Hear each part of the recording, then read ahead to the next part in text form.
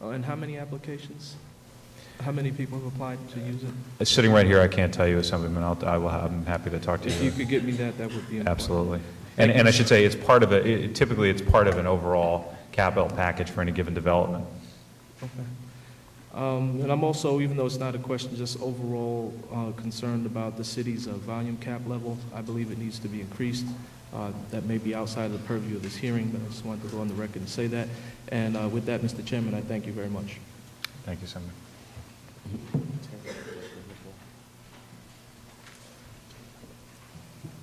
Thank you. Our next speaker is Senator Brad Hoylman. Thank you, Madam Chair. Excuse me. Thank you. Nice to see you, Commissioner. Nice to see you, I was subject to the plague of my daughter's kindergarten class and am suffering from a cold, so it's good to see you, though. Nice to see you. I wanted to... Stay where you are. Yes, right? And I apologize to my colleagues. I promise I'm not infectious. I wanted to share with you information about a report you probably already know that recently was published that shows there are around 200,000 apartments that aren't properly registered as rent-stabilized units with DHCR. This is a concern to me. I have 50,000 rent-regulated apartments in my district. So DHCR data shows 839,797 rent-stabilized apartments registered with the state. HPD, on the other hand, estimates 1,029,918 rent-stabilized units in a survey they conduct. So this discrepancy is really troubling, I think, for a lot of us who have rent-regulated tenants. It places them at risk of being overcharged. They don't have the protections of rent-regulated apartments and could be evicted without the due process afforded to rent-stabilized tenants. And so my question is twofold. One, why the discrepancy? Why is it there can be a 200,000 unit discrepancy between the city and the state? And we've spoken a lot up here about how the city and the state can work better together. Clearly, you can't manage what you don't measure. How are we going to get a handle on these apartments that are obviously taken off the rolls?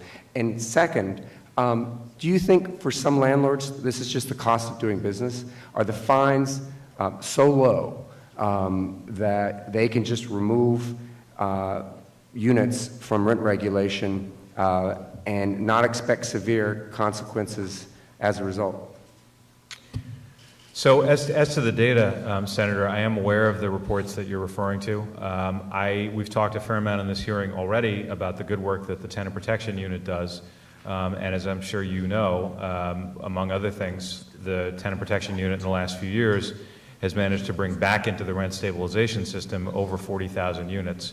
I should add that we recently announced another effort to go out and find, I shouldn't say go out and find, that through a fairly proactive process of working through the J51, through the units that had received J51 tax abatements over the years, finding units that should have been under the law, unequivocally under the law, I should say, should have been registered under the Rent Stabilization Code, had gone off, had been declared exempt and left our rolls.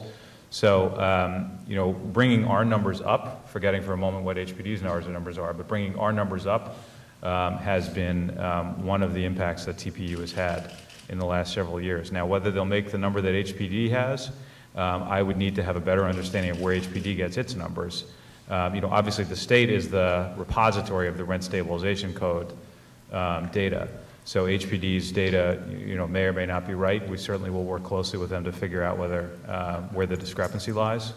As you say, is there something underway to synthesize your data? I'm sorry? Is there something underway to synthesize your data? We had HPD and sure. We had a preliminary conversation with them about doing that, and I think it's probably a terrific idea to restart those conversations. I fully agree.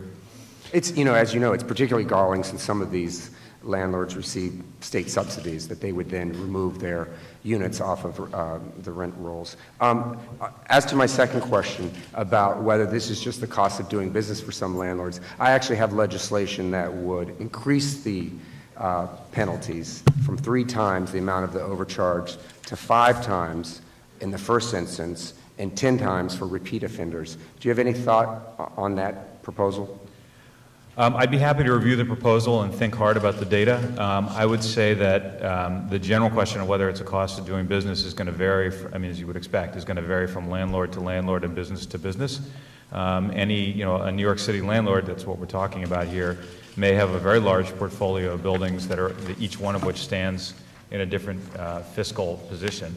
And so what looks like a large penalty to one landlord on one building is going to be very different for another landlord in another building. I think, I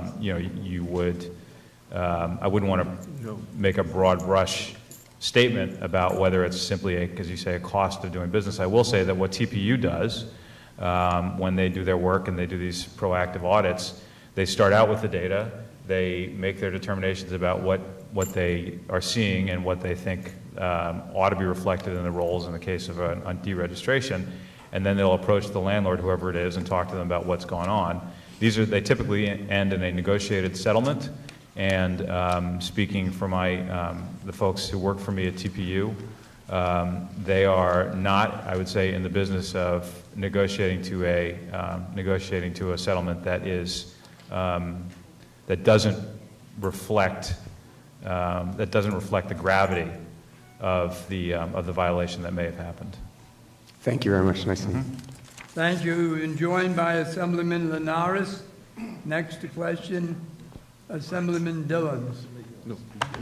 Oh, I'm sorry, Assemblyman Ortiz. Thank you, Mr. Chairman.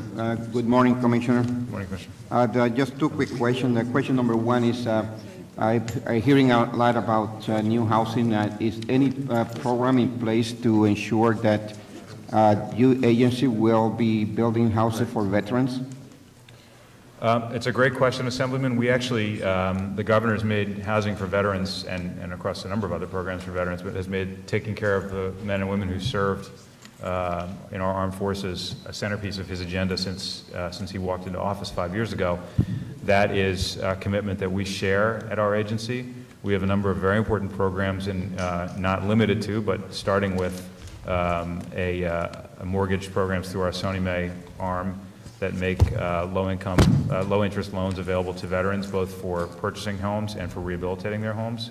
We also administer the HUD VASH vouchers, which are so critical to making sure that veterans can afford to find themselves an affordable, a safe place to live. That work absolutely will continue. In terms of homeless veterans, obviously, this president has challenged the states to eradicate veterans' homelessness. I know it's happened in a number of our places across the state, and the governor absolutely has part of our charge as far as combating homelessness is to focus on veterans' homelessness. My second question is regarding the MPP and RPP. Why do the executive budget is decreasing this program by $2.3 million, which this program is help community to leverage private sector funding to support affordable housing? You're asking something about the NPP-RPP program? That's correct. Sure. So one of the early, the first things I had the opportunity to do when I came to office was go meet with a number of the RPPs in their meeting of their coalition. I've since had the opportunity to do the same with the NPP coalition. They are crucial local partners for us. I know funding was increased using some of the settlement money from last year, and we've managed to increase using that money the per group amount that we award. I think that's particularly in communities that don't have the local resources in the government level that, for example, in New York City does. These are absolutely critical local partners for us in developing affordable housing and doing other kinds of community development, and I intend to continue our commitment to them. Now, as the settlement funds decrease, if they decrease, do this program will continue to decrease and diminish, or do you have a second alternative if we do not get more settlement fund to be in place with the agency? To my knowledge, the settlement funding from the last year funded at this higher level for several years to come. And my last question to finish is, there's been a lot of conversation whether or not the governor should take over NYCHA due to the fact that have 55,000 repairs and we have a lot of issues getting people to get into NYCHA to repair the apartments.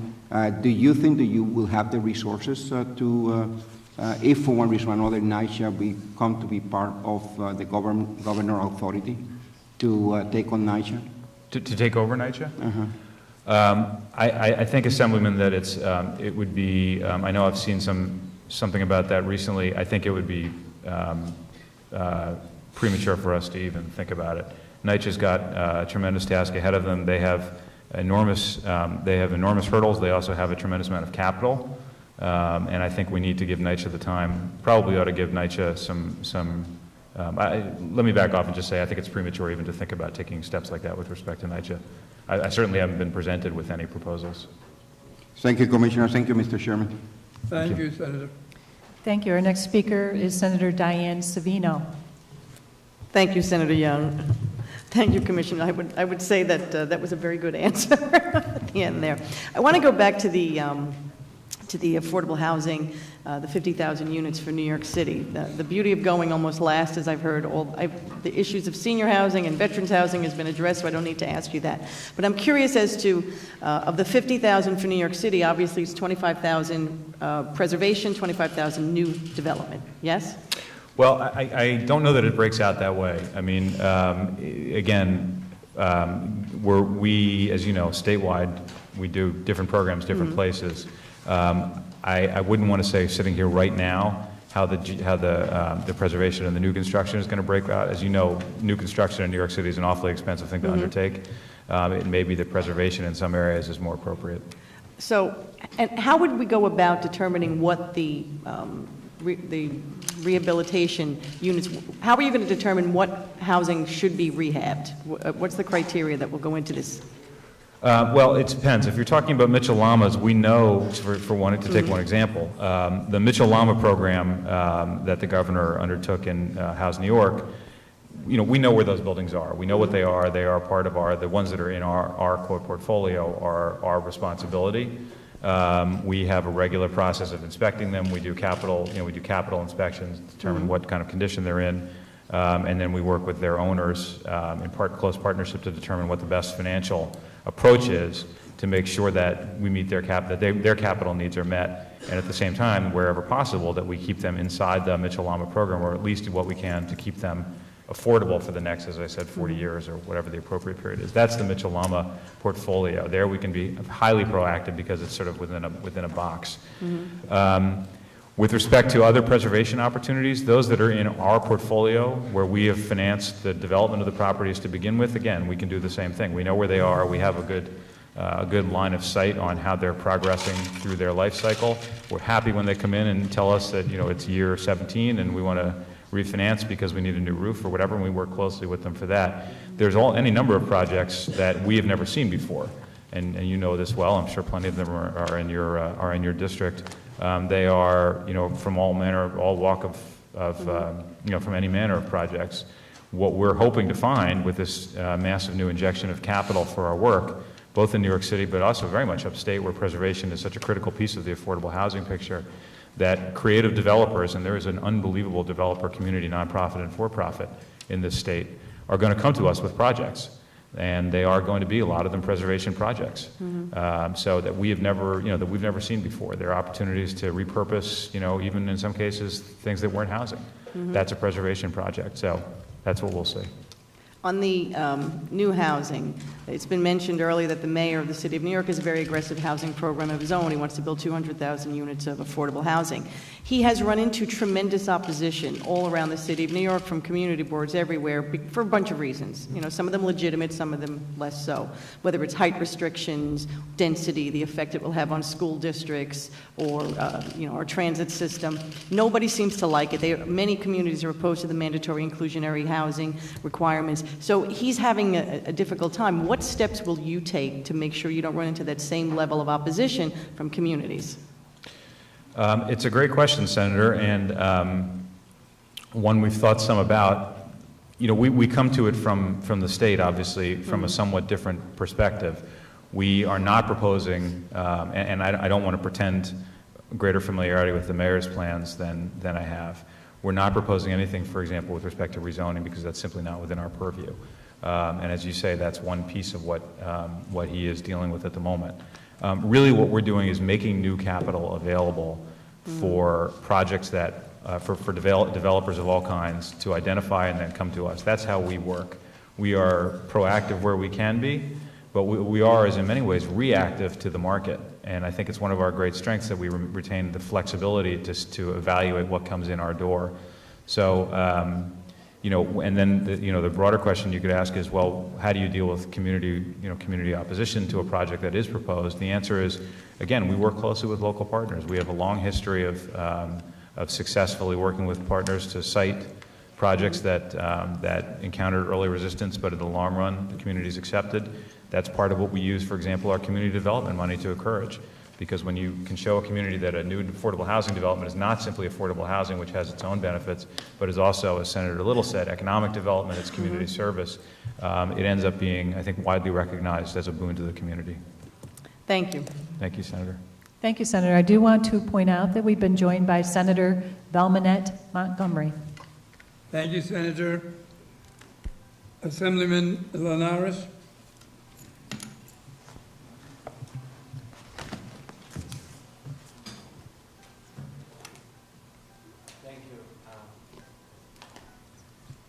There we go. Good morning. Good morning, sir. Good morning. Commissioner, let me begin with some background. The demand for affordable housing is incredible in New York City and other parts of New York State. We can even say with certainty the full scope of the problem because not everyone maintains a waiting list. Seniors may spend years in a list and many die before their term comes up.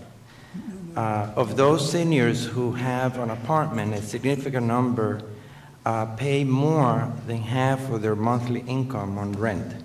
Spending so much on rent, if they can get a placement at all, leaves a significant number of older adults in a very precarious situation that is often one emergency away from a much more expensive nursing home placement. I have two questions for you. The Executive House New York 2020 program proposes $10 million for affordable housing and $10 billion, that is, for affordable housing and $10 billion for supportive housing. How much of this investment will be targeted to housing for older adults? And the second question is there a long-term plan for affordable housing for seniors that takes into account the drying up of federal funding through the Section 202 program that builds the majority of our existing senior housing? Assemblyman, thank you for your questions. I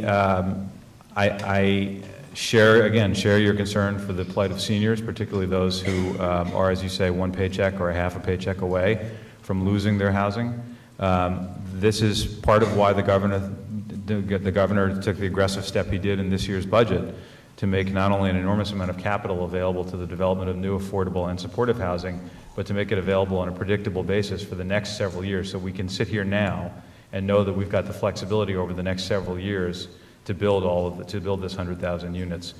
We are sending a message to the market of developers, to the market of for-profit developers and not-for-profit developers, and to the people that we serve, that the money is there. Now we need the projects, and many of those projects will absolutely be targeted to seniors. The question is, obviously, if the message is not clear that we're recognizing this crisis for seniors, and by the way, the numbers keep increasing, especially for seniors of color and the wave of immigrants that came in the 70s, 80s, 90s, they're now retired on fixed income, and the numbers keep growing, and funding has dried at federal level. However, my concern is how specific are we being in terms of this priority when it comes to seniors? in sending the message that there's a concrete percentage that we're looking that will derive from this proposed investment. So where we sit today, we haven't carved out, of the new capital that's been appropriated, we haven't carved out a specific amount simply for senior housing. What I expect will happen is we're going to learn more as we start to get a wave of projects in about exactly what the level of demand is. I can tell you that even since I joined this agency only 7 months ago, many of the projects that we've awarded funding to have been for seniors. And so I have no question that the market understands that this agency is committed to serving that population.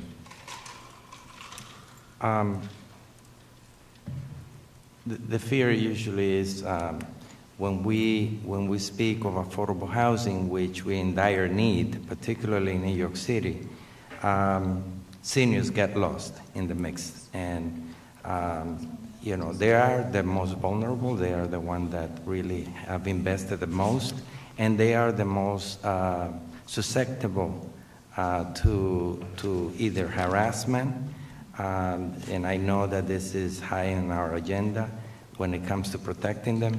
But the solution is building more housing for seniors. I couldn't agree more. I had the opportunity to go visit. This is not just true in New York City. I had the opportunity to go visit one of the projects that it was a preservation project up here in Albany. I think it's Ohav Shalom, just a month and a half ago, and it was a senior project, and really was one of the highlights of my 7 months here. So I look forward to doing more of that. Thank you very much. Thank you, Senator. Thank you, Senator. Thank you. Our next speaker will be Senator Rivera. Thank you, Madam Chairwoman. Hello, Commissioner. How are you? Morning, Senator. You heard earlier from my colleague, Adriana Espaillat, who has the #1, as far as all the Senate districts around the state, #1 as far as rent-stabilized units. Mine is #2. I have almost 70,000 units in my district. And usually when folks come to my district office, two things that they ask about, either employment issues or housing issues. And sometimes they're connected to each other. So I'm obviously very concerned about housing in general for my constituency, and making sure that we can have both the maintenance of the units that we have, which is why, again, I will encourage you to give him a bigger office over there, the TPE folks. And we'll repeat that. Thanks a lot. And also the creation of new units. So I want to dig into that a little bit.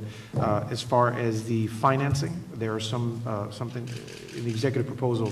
There are some changes in the financing structure, as I understand it, to the way that it's currently done. Just in the last couple of years, there's been around 1,700 units in my district that have been created. As far as, you know, they're under construction with the current financing scheme. Now, as I understand it, there is the change that you propose that would add the financing so that it's voted on in the Public Authorities Control Board. And if that's the case, could you explain to me why this change was suggested? And would not this make it harder for some of these projects to be able to be developed on a speedy manner? I want to know why you folks proposed it. Senator, thanks for your question. So first of all, against this backdrop, I don't want to lose sight of your central point, which is that the best solution to an affordable housing crisis is to build more affordable housing. And the governor 2 weeks ago gave, as you know, I'm sure you were there, in the State of the State address and in his executive budget, injected another $2.5 billion or so into the next 5 years of the affordable housing world. It's not zero sum. It's new capital for affordable housing development and preservation across the state. And I think that's a point that really is fundamentally the point that I want to make sure that we get delivered in this hearing today. So more money for housing is the message of the governor. The question you're asking about the PACB is really it boils down to a question of good government and accountability. You should know that our agency has an obligation to the PACB. Our projects go to the PACB for approval. I think we did a round of them most as recently as last, I want to say Thursday. I'm certainly familiar, since there's a project that's a block from my house that you folks approved the loan for, and God bless America for that. Okay. But the issue, since I only have a couple of minutes, sure. This is what I want to drill down to. I certainly have no issues with the process, and I certainly want for there to be accountability and transparency. The issue is if why the changes to the process as it currently exists, if just in the last 2 years, in my district, 1,700 new units are being built with the process as it currently is. Why the changes to the process as it relates to the financing? As I understand it, there's this type of oversight for municipalities, and how municipalities do their financing and projects that happen within their borders has not really been something that the state has done. Is that incorrect? It's a question of accountability. Fundamentally, what you're talking about is the state's tax-exempt volume cap or tax-exempt bond capacity that's given to the state at the state level by the federal treasury. It's typically about $1.9 billion a year or something like that. It's the state's responsibility to make sure that it's allocated and used appropriately. That's what the PACB, the PACB does that for us, and it is the purpose of that particular component of this year's budget to make sure that that level of accountability and good government and centralization is extended everywhere throughout the state, that the state's volume cap is used. It's not intended and will not be, is my understanding, an impediment in any way to efficient and fast development of future affordable housing. That 1,700 units that you're talking about would have been 1,700 units, same timeline, PACB or no PACB. Might have some questions for you afterwards privately, but thank you. Happy to talk. Thank you, Madam Chair. Thank you, Senator. Thank you. Assemblyman Pachado. Thank you, Mr. Chair, my colleagues, Commissioner, thank you so much for your time and indulging us in answering these questions. Quick question. I know it's been mentioned earlier in some permutation or another where we need to make sure that we protect seniors and making sure that they have access to these type of resources. So I was studying the executive budget, and one of the programs, let me just make sure that I have the wording right, Housing Opportunities for the Elderly. It was funded at about $6.4 million last year's budget, and it's now, according to the executive, it's being proposed at 1.4. So there's been a lot of talk about we need to do well for seniors, but why is the executive drastically cutting back this specific program, which at least what the title says, that it's supposed to go directly in helping seniors with housing issues? So, Assemblyman, with respect to that particular program, I'll have to ask for my staff to come back to your staff and talk about it. Sure. But again, I would say that with all the new capital that we've got, I am 100% confident that the amount of development that we do targeting seniors is going to go up from previous levels. All right, thank you. And then I just want to emphasize something. It's been said, I'm not going to tread on old ground here, but I wanted to give you some really tangible examples of why TPU needs to be funded and needs to be funded at a higher level. I had the unfortunate issue that I had to stand with about a dozen of my constituents, tenants that live on 2200 Aqueduct Avenue in the Bronx, right off of 182nd Street. And they lived in their building for about 18 months without gas. I reached out to Con Ed and reached out to the landlord, and they're working very quickly now that we had to sort of put the screws on them, so to speak. Also, I've been working for over a year and a half with some tenants over at 2120 and 2126 Teabot Avenue. And, you know, fortunately for them, the city of New York moved those buildings into alternative enforcement, and the building was sold to a new property manager that there's looking to deal with repairs that the previous manager didn't address, and we've asked them. So I just want to emphasize and add my voice to my colleagues who've mentioned this before. TPU is necessary and needs to be funded, and these are just simple examples that I can give you right off the top of my head. I can take all morning and give you examples from all over my district, but I just want to make sure that I emphasize that TPU is necessary and needs to continue to be funded. Thank you. I thank you for that, Assemblyman. One of the first things that I did when I arrived at HCR 7 months ago was go to an event with our two colleague agencies in the task force, the Tenant Harassment Task Force, the Attorney General, and the City HPD, and we stood up in front of a building, much like the one you just described, I think in Brooklyn, where a similar set of events had occurred. It's part of what the TPU does. The vast majority of what the TPU does is, for the average person, probably much less interesting. It has to do with the evaluation of data and audits, and very quiet, but fair negotiations of settlements of landlords who should have kept their apartments in rent-stabilized status and now need to return them to that status. But it's critically important work, and I thank you for that.